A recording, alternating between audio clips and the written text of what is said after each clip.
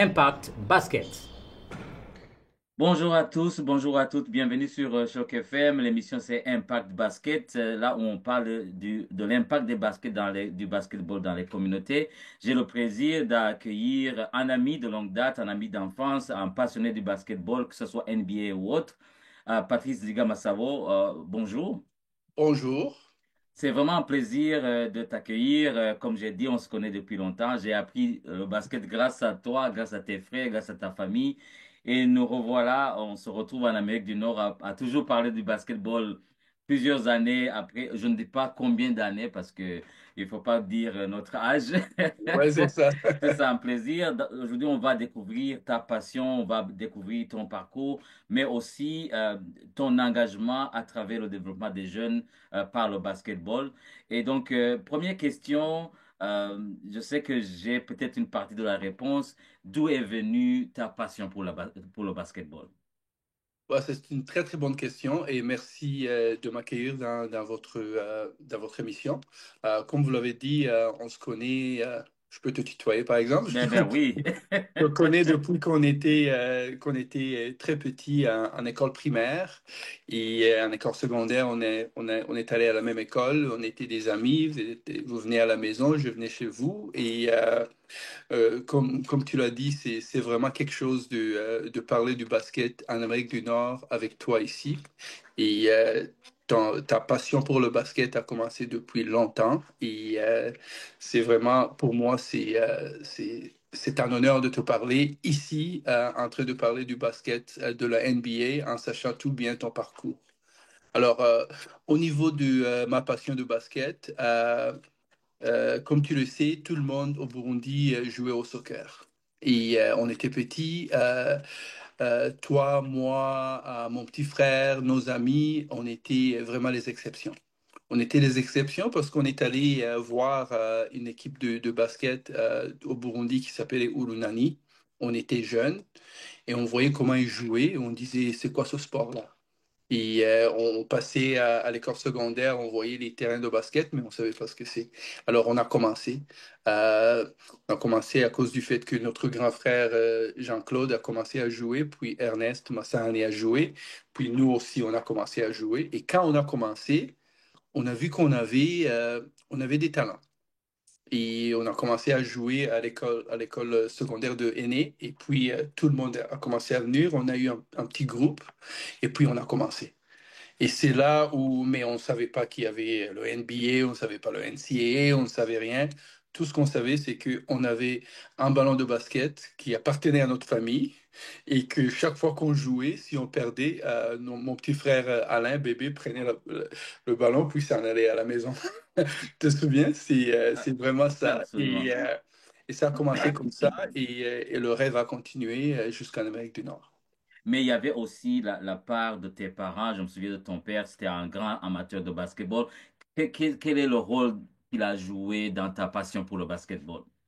Il a joué un très, très grand rôle. Et c'est mon père et ses amis qui ont commencé l'équipe Urunani, qui ont commencé l'encadrement des jeunes. Et, euh, et en voyant un père qui s'occupe de leurs enfants au niveau du sport, au Burundi, c'était rare parce que les parents n'étaient pas vraiment dans l'éducation au niveau sportif des enfants. Mais mon père venait voir nos matchs au cycle inférieur à l'école. Et les gens le regardaient, disaient, mais qu'est-ce que tu fais là? Et il nous a encouragés. Et Urunani jouait le soir au parquet. Et comme tu le sais, au Burundi, le soir, les enfants ne vont pas jouer. Le soir, ils sont à la maison. Ils nous amenaient. Alors, ils nous amenaient aux entraînements. Ils nous amenaient voir les matchs. Et là, on a commencé à avoir de bons joueurs. On a dit, OK, quand je vais grandir, je vais être comme lui, comme Eugène, comme Bosco, comme Charles, comme tous les gens que tu connaissais et qui jouent au Burundi.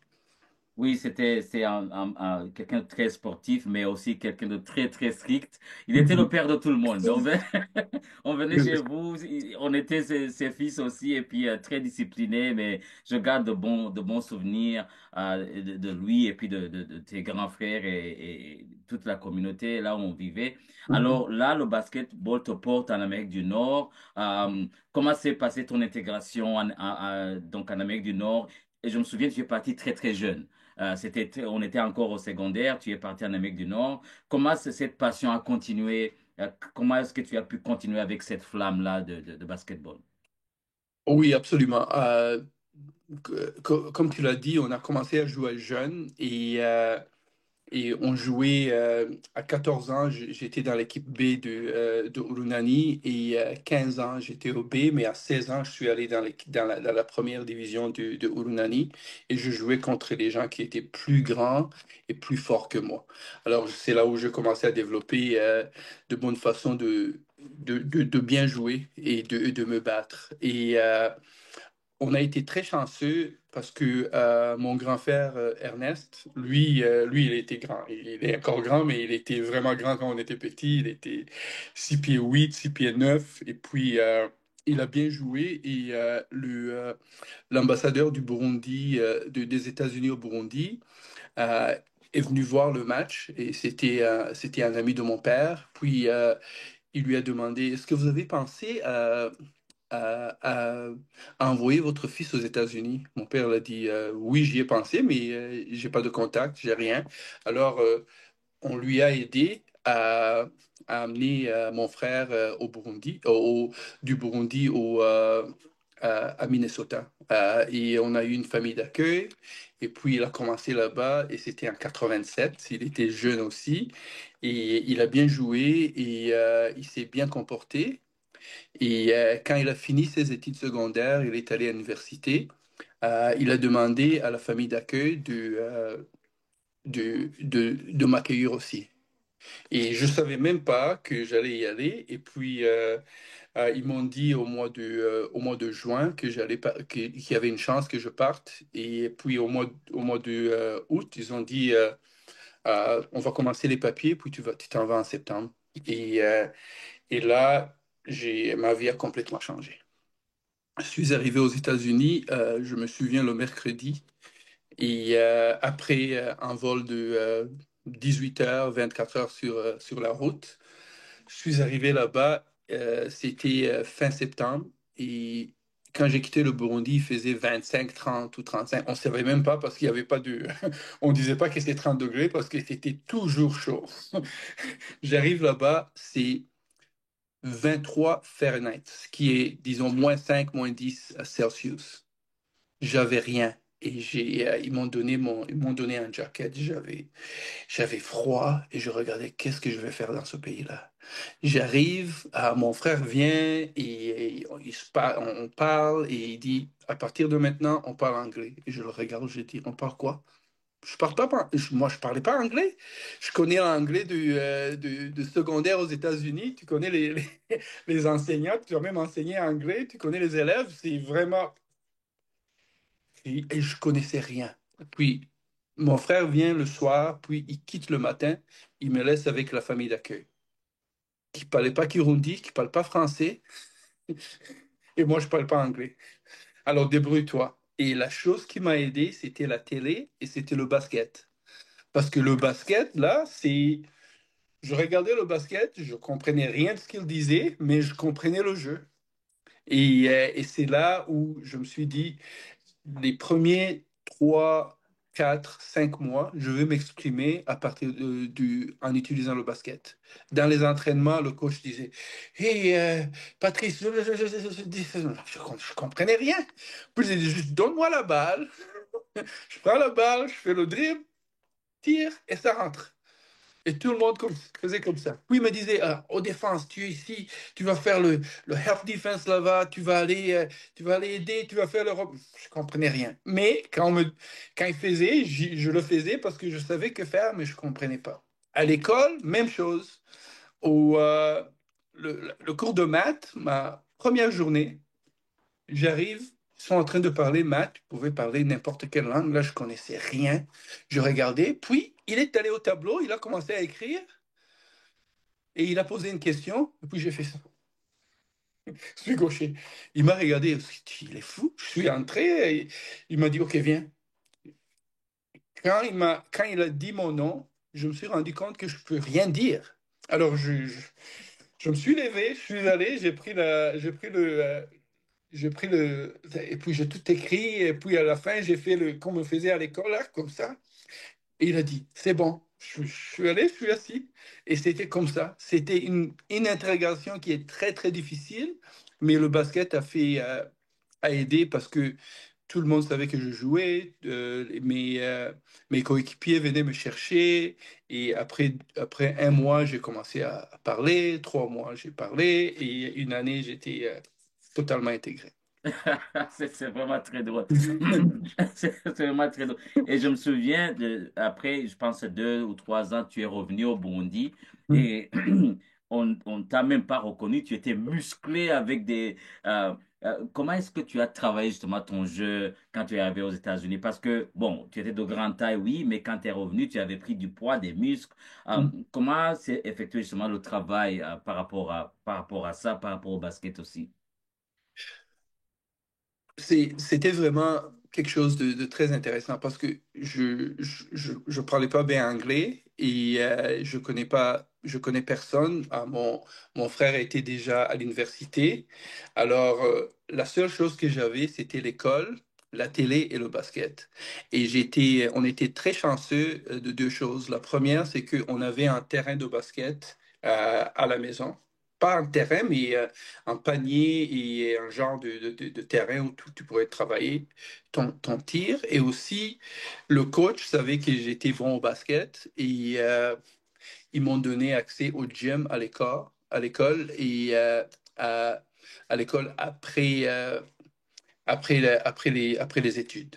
Alors, je faisais ce qu'ils appelaient ESL, English as a Second Language, et je prenais les cours, et les cours, les cours de sciences, parce que c'était difficile, les cours de gouvernement, d'histoire. Je prenais les maths, le physique, et aussi je faisais des études d'anglais.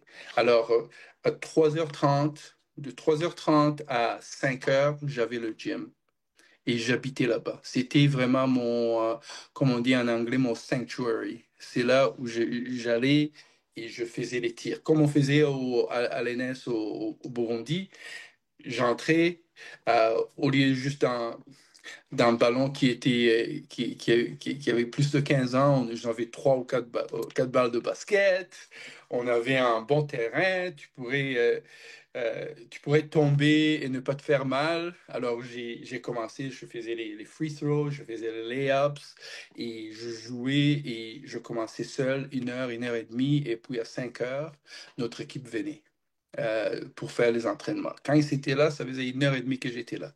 Alors, le seul problème, et je le vois maintenant, c'est que on n'avait pas beaucoup de workouts comme ici où il y avait des coachs qui te montraient comment faire. Alors, la majorité des choses que je faisais, c'était des choses que je connaissais, le dribble, le tir, mais c'était là où je me sentais plus à l'aise. Alors, c'est là où j'ai développé mon basket. Et les fois où je jouais pas, on a et disons de 3h30 aussi à 5 heures, on commençait à faire du weightlifting à l'école. Là, on avait un coach, le coach de football, qui nous montrait comment faire, et c'était la première fois que je faisais ça. Alors, il m'a montré au début et tout le monde riait de moi parce que dans le bench, j'avais des gens qui étaient dans secondaire 3, secondaire 2, qui allaient dans le bench, faisaient 135. Moi, je faisais le bar avec un 10 ou 15 et je faisais ça. Je ne pourrais pas. Mais je faisais bien les autres et ça a pris du temps. Alors, et je suis un gars très compétitif. Alors, quand je commençais, je faisais à 105 et les gens faisaient 185 là, de mon équipe qui n'était pas aussi fort que moi. Ça m'a donné un peu j'ai commencé à travailler fort. Alors, c'est là où j'ai commencé à vraiment faire beaucoup de workouts comme ça. Mais la chose qui m'a aidé le plus, c'est que c'était la nourriture. La nourriture là-bas, tu sais comment on mangeait chez nous? Ben oui. Et on mangeait du McDo, on mangeait ici, on mangeait du McDo, du pizza, et il y avait beaucoup de lait. Et nous, on aimait le lait, mais on était 7 garçons avec les amis, alors on prenait juste un, mais chez nous, on nous donnait you know, 1 litre de lait, tu le prenais, tu buvais, tu mangeais. Alors, quand je suis arrivé aux États-Unis, j'avais 65 kilos. Quand je suis venu au Burundi, j'avais 105. Dans Ouais. 2 ans, j'ai fait 40 kilos. C'est c'est beau- c'est 88, 90 livres Wow. mais le fait que je jouais et que je courais, c'était vraiment le. Parce que j'avais 1,98 m, 6 pieds 5. Alors, 6 pieds 5 à 65 kilos, c'était vraiment, vraiment, vraiment, vraiment pas idéal pour le basket. Mais j'ai pris beaucoup de poids dans 2 ans. Mais quand vous m'avez vu, les gens ne m'ont même pas reconnu. Ben oui, mais oui, c'était une autre personne. Et je me souviens bien, il y avait, tu es arrivé au bon moment parce qu'il y avait les pratiques de l'équipe nationale. Tu as intégré l'équipe nationale. Il y avait un Américain qui était coach. Vous l'avez invité chez vous. Il a eu On lui a donné la nourriture burundaise. Là, il a fait des allergies. Toi, tu te souviens de Je tout, me là. souviens de tout, j'étais là. C'était vraiment bien de voir, de te voir intégrer l'équipe nationale avec les joueurs qu'on avait. Puis à cette époque, l'équipe se préparait à justement aller aux États-Unis. Et donc, toi et ton frère, vous avez pu élever l'équipe et puis pouvoir aider dans les préparations. Alors là, il y a le basket compétitif, tu joues à l'université, mais la vie t'amène au Canada. Et là, c'est le basketball, je dirais, communautaire. Oui, c'est ça. Parle-nous de cette expérience-là. Je pense que c'était à Toronto au début, avant que tu ne sois à Montréal. Parle-nous de cette expérience-là de basket en tant qu'intégration à Toronto et puis tu retrouves les amis d'enfance qui sont ici. Parle de cette expérience-là. Oui, absolument. Après ma carrière de basket aux États-Unis, j'ai fini mes études et je continue à jouer au Target Center. Je jouais avec les autres joueurs à l'université, aussi les gens qui ont fini. Et des fois, on avait des pros qui venaient pour jouer avec nous et c'était vraiment un niveau élevé. Et puis, après un bout de temps, je travaillais aux États-Unis, j'ai décidé d'immigrer au Canada. J'arrive au Canada et je rencontre les gens que je connaissais avant, Taku, les autres, Virgile, les gens avec qui on jouait au Burundi. Et on a commencé à jouer euh, au basket. On a commencé à jouer au basket communautaire, on a commencé au YMCA, puis on a trouvé une place vers College Street. Je pense que c'est là où vous jouez encore. Ouais. Et, et on y allait chaque week-end. Et là, c'est là où vraiment le parcours de basket a changé. J'avais encore 25 ans, 24-25 ans, je, euh, j'étais encore compétitif, mais je me suis rendu compte que la compétition, ça marche plus. C'est vraiment d'essayer d'utiliser le basket comme un outil de garder ensemble, de parler avec les amis et de vraiment essayer de garder notre culture. Et là, on jouait, mais on jouait juste pour le fun. Euh, et, c'est, et là, le basket a changé pour moi. Le basket n'était pas quelque chose de compétitif pour gagner, c'était quelque chose pour vraiment améliorer notre vie et nous aider, nous entraider entre nous et nous soutenir dans l'intégration au Canada. Moi, ça faisait 8 ans que j'étais en Amérique du Nord. J'avais fini mes études aux États-Unis, mon diplôme était accepté ici au Canada, mais les autres personnes qui venaient du Burundi, c'était différent. Et même du Rwanda, c'était différent. Ils commençaient leur vie. Alors, c'était vraiment.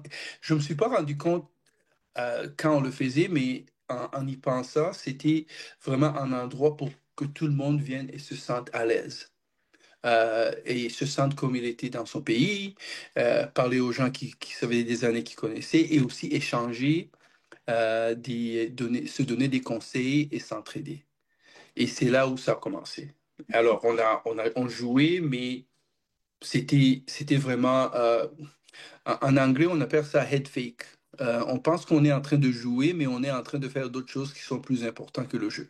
Mhm, absolument, tu as absolument raison. Alors, la vie t'amène à Montréal, Mhm. de Toronto à Montréal, et Mhm. là, vous commencez le club Ingavilano. Oui, Justement, parle-nous de ce club-là, comment ça a commencé, et puis là, on va aller beaucoup plus en détail, qu'est-ce qui est devenu au fil des années. absolument. Alors, je travaillais à Toronto. J'ai eu un autre job à Montréal, même chose. Et vraiment, c'est la raison pour laquelle j'ai quitté Toronto, c'était plus au niveau culturel, parce que mes enfants étaient ils sont nés à Toronto et ma famille parlait anglais et anglais et français et Kirundi. Mais mes enfants parlaient juste anglais. Alors je voulais aller dans un endroit où ils pouvaient apprendre le français, mieux apprendre le français. Alors j'ai été chanceux, j'ai trouvé un travail dans mon domaine finance à Montréal. Puis je suis allé à Montréal. Et là, avec les enfants et les mêmes personnes, comme je te disais, Taku et les autres ados, mon frère et tout le monde était là. Et on commençait à avoir des familles. On grandissait alors, on commençait à avoir des familles. On a continué à jouer. C'était la même chose. On joue, mais on est en train de s'entraider, on est en train de promouvoir notre culture, nos amis, les nouvelles personnes qui rentraient qui venaient au Canada, on les intégrait dans nos équipes. Alors, le Inga Milano a commencé comme ça. Les mêmes jeunes qui ont commencé, c'était les mêmes jeunes qui jouaient ensemble au Burundi. Et on s'est retrouvés en Amérique du Nord, on a commencé à jouer ensemble. Après un certain moment, on a quand même, on n'a pas vieilli, mais on a grandi assez pour ne plus jouer régulièrement. Alors, on a commencé à voir, est-ce qu'on peut commencer à organiser une équipe de jeunes, nos enfants ou nos enfants et leurs amis, pour continuer ce qu'on a commencé. Avant que tu ne deviennes un des encadreurs de Inga Villano, tu as joué dans la même équipe avec ton fils, qui est Oui. devenu aussi un grand basketteur comme toi. Donc, c'est une famille de basketteurs. Ah, explique-nous cette expérience de jouer avec ton fils et puis il est bon aussi. Il est bon, il a eu une carrière quand même académique et sportive. Parle de cette expérience-là. Oui, c'est ça. J'ai oublié de dire parce que nos enfants grandissaient avant même qu'on arrête de jouer. On les a amenés dans nos équipes et ils ont joué avec nous. Alors, comme tu le sais, je jouais avec lui. On faisait des tournois en Ottawa et à Toronto et à Montréal. Et là, c'est l'esprit compétitif là. Tu penses que tu es encore bon. Dans ta tête, tu es bon. Tu peux courir, mais tu peux pas. Les gens qui te regardent là, parce que j'avais des moves au basket, je prends la balle, je fais un spin move, et quand j'étais jeune, je faisais un spin et c'est un layup. Maintenant, je fais un spin, le gars, il est là. Je dis, qu'est-ce que tu fais là? C'est là que tu te rends compte que tu as grandi. Alors, quand on a commencé à jouer avec mon fils, c'était un- une expérience inoubliable. Parce que là, c'est ton fils, mais c'est aussi ton coéquipier. Et je me suis rendu compte à un certain moment, je n'ai pas bien fait quelque chose. Je faisais dans le pick and roll. J'ai fait un pick pour lui. Et il a commencé, il m'a engueulé. Il a dit roll, roll. Et puis, j'écoutais pas. Puis il a dit Dad, roll. J'ai dit, oh mon Dieu, je suis en train de jouer avec ça. Et puis, j'ai fait un roll, m'a donné, j'ai fait un layup. Il a dit, That's what I'm telling you. C'est ça que je te dis, là. Fais ça. Et j'ai dit, OK, OK, OK. Et, euh, et c'était le tournoi de Toronto quand on jouait. Et on a bien joué. Et c'était mon fils, Lama, Taku était là, tout le monde. Et puis après, c'est là où je me suis rendu compte qu'il faut vraiment que je laisse les enfants jouer. Euh, juste eux, parce que après, on a joué 4 matchs et on avait une réception. Et on est allé à l'hôtel. Quand je prenais la douche, j'ai essayé de tourner et puis tout est arrêté. Je ne pouvais pas bouger. Avant, je jouais 4 matchs. Et comme tu le sais, on jouait de 9 heures à Ben midi, puis oui. on revenait à 14 heures, on jouait jusqu'à 17 heures. Mais j'ai joué 4 matchs et j'ai même pas joué tous les matchs tout le temps et je pouvais pas bouger. Alors j'ai pris des Advil, je suis venu à la réception parce que pour nous, les moins âgés, la réception, c'est vraiment la Ah, gang là. c'est le plus important. C'est le plus important. Et puis, je suis venu et j'ai dit, OK, c'est la fin. Mais je te dirais, là, lui, il a bien joué, il a une carrière de basket, il a une carrière académique. Et avoir la chance de jouer avec lui dans des matchs comme ça, c'est vraiment quelque chose, là. Oui, c'est extraordinaire ce que tu as vécu depuis ton enfance jusqu'à présent. C'est comme si tu passes le bâton que ton père t'a donné. Ouais. Alors, l'émission s'appelle Impact Basket. Parle-nous de l'impact du basket dans ta vie d'abord, et puis comment tu l'utilises pour faire un impact dans la communauté. Euh, le basket, c'est la raison pour laquelle je suis en Amérique du Nord. Le basket, c'est la raison pour laquelle j'ai la discipline. Le basket, c'est la raison pour laquelle j'ai fait mes études. Le basket, c'est la raison pour laquelle j'ai une vie que j'ai ici. Et le basket m'a tout donné. Moi, je croyais que je jouais au basket, mais j'apprenais à être un bon teammate. J'apprenais à être un bon leader. J'ai appris à être un bon travailleur, une bonne personne qui suit la routine, une bonne personne qui sait comment perdre avec dignité et une bonne personne qui sait que même si tu as gagné maintenant, ça va toujours durer, mais même si tu perds, la vie va continuer. Le basket, je t'avais dit au niveau du head fake, moi je croyais que j'apprenais à jouer au basket, mais j'apprenais à être j'apprenais à vivre, j'apprenais à être un homme, j'apprenais à être quelqu'un qui a de l'intégrité, quelqu'un que les gens peuvent faire confiance à cause du fait que tout ce que je suis ici, c'est à cause du basket. Et, et ce qui est drôle, c'est que même si tu joues le basket au niveau secondaire, ou au niveau primaire, ou au niveau juste des amis, si tu es sérieux et tu continues à jouer, tu vas apprendre toutes ces leçons-là comme ça. Toutes ces leçons-là, tu vas les apprendre dans n'importe quel niveau. Et c'est la raison pour laquelle on a commencé la communauté la basket communautaire Ingabilano pour apprendre à nos jeunes ça. Mais on ne peut pas apprendre à un jeune toutes ces choses-là dans dans 20 minutes, dans 10 jours. Il faut trouver quelque chose pour que la personne apprenne par lui-même. Et je trouve que le basket ou n'importe quel sport, le football, le hockey, nous, le basket, c'est notre passion, c'est ça qu'on utilise. Et c'est vraiment, je te dirais, j'ai été très, très chanceux de jouer au basket au niveau où j'ai joué et le niveau vraiment ne compte pas. C'est Mhm. plus le jeu. Parce que toi, tu as joué au basket, tu continues à jouer, tu es un coach et tu sais, je pense que tu as une idée de ce que je parle. N'est-ce pas? Absolument, absolument. Et Mhm. puis, mais vous le faites très bien parce que quand on joue contre vous, vous gagnez toujours. Et là, des fois, on se prépare, on dit cette fois-ci, on va gagner, mais vous trouvez toujours un moyen de nous battre et de battre tout le monde. Mais vous avez pris cette idée-là et là, vous êtes même parti en Europe avec l'équipe des jeunes que vous encadrez. Parle-nous de cette expérience-là. Comment Mhm. est venue l'idée justement de partir en Europe? Quelle est l'expérience que vous avez eue avec ces jeunes-là?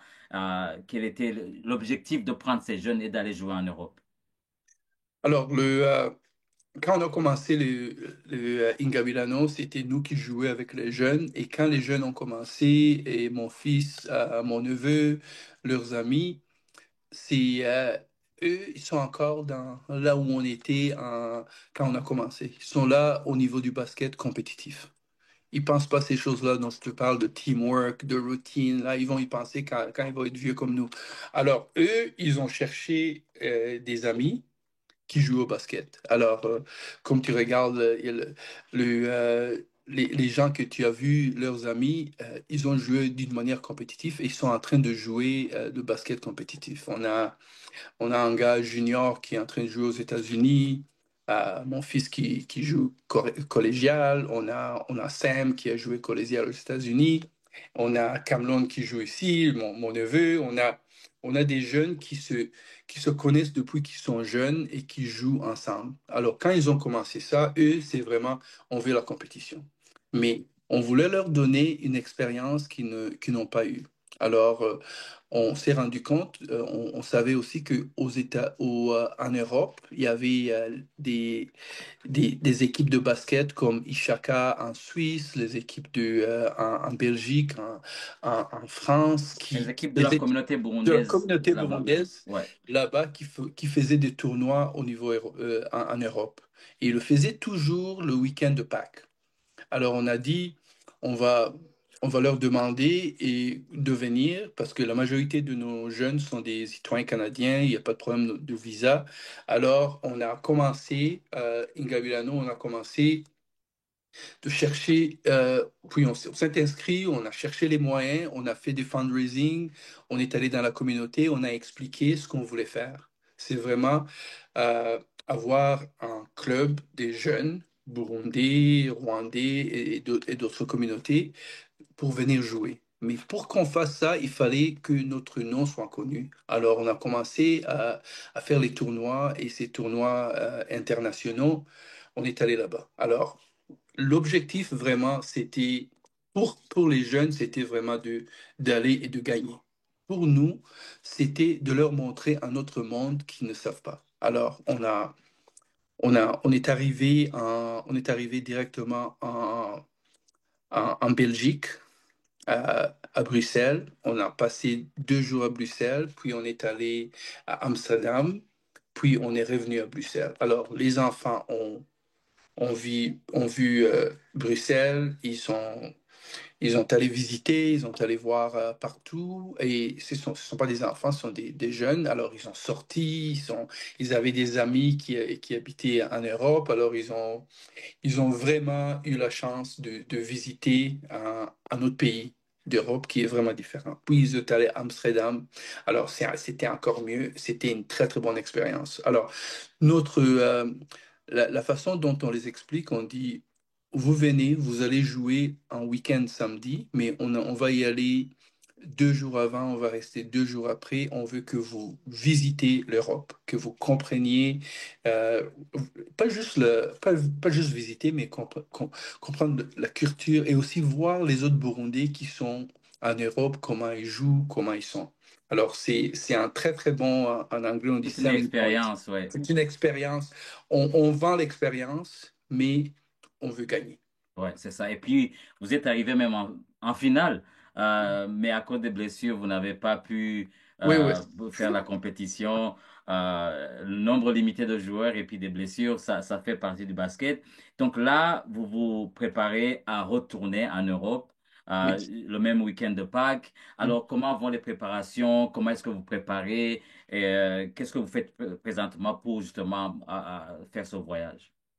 Oui, absolument. L'année passée, c'était notre première année. On a amené, au niveau des moyens, c'était pas très, très facile.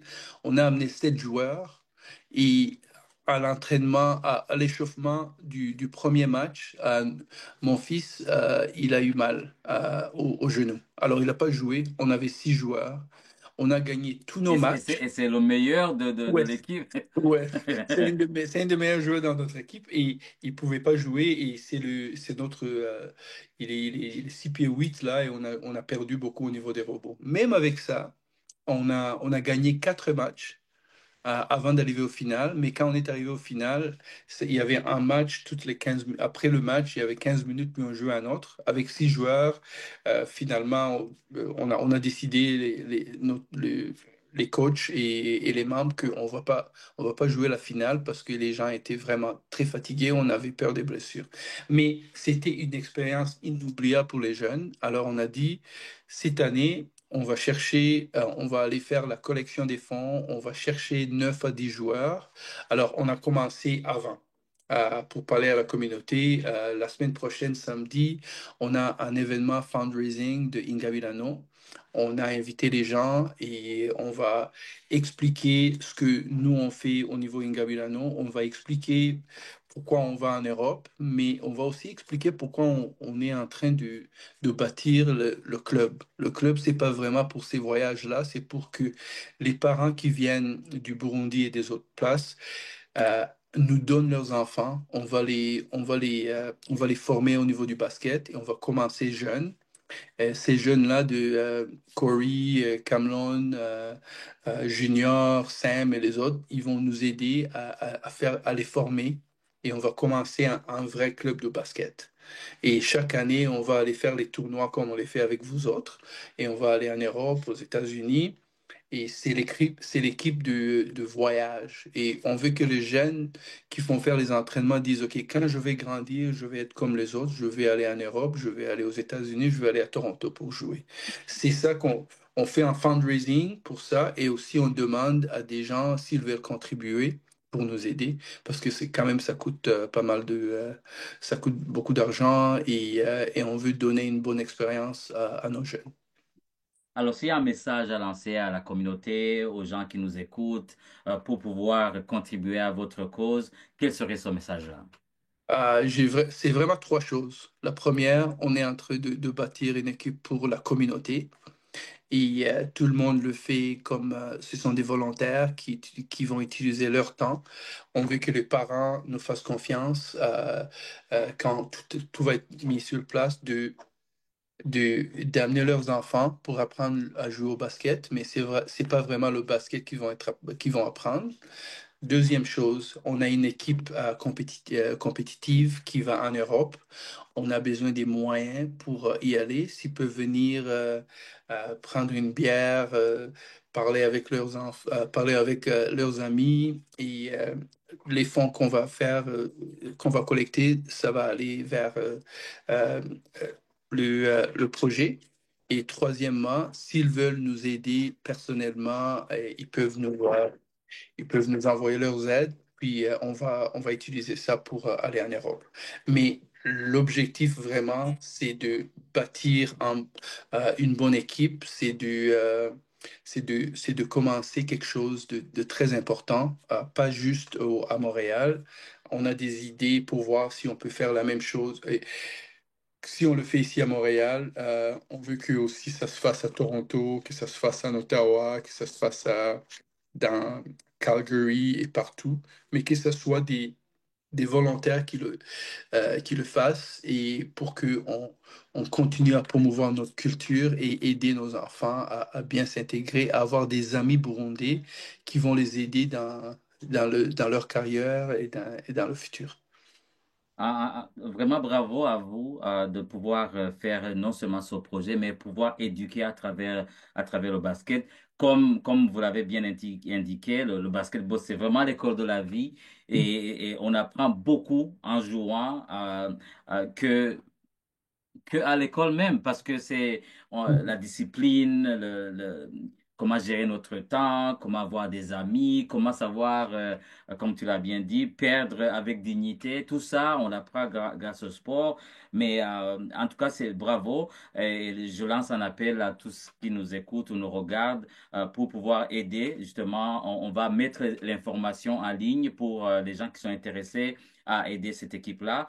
Un grand merci d'avoir non seulement donné de ton temps pour être ici à l'émission, mais je ne te remercierai jamais assez parce que c'est grâce à toi, grâce à ta famille que j'ai découvert cette passion de basketball. J'ai la première vidéo de Michael Jordan que j'ai regardée, c'était chez vous.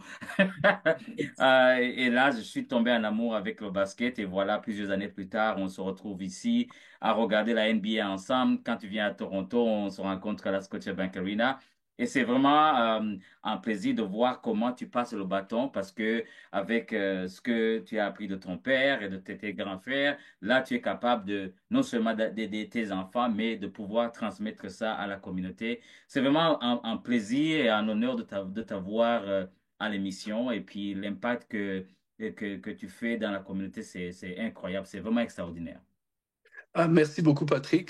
Tu as parlé de l'impact que j'ai eu que ma famille a eu sur ta vie, mais aussi tu as oublié l'impact que tu as eu sur notre vie. Parce que si tu regardes ton parcours professionnel et personnel, c'est vraiment là où tu peux voir le sport, ça a été, et surtout le basket, ça a été une passion pour toi et voir là où tu étais et ce que tu as fait et te voir à la télé en train d'interviewer Chris Boucher, Pascal Siakam, des choses là.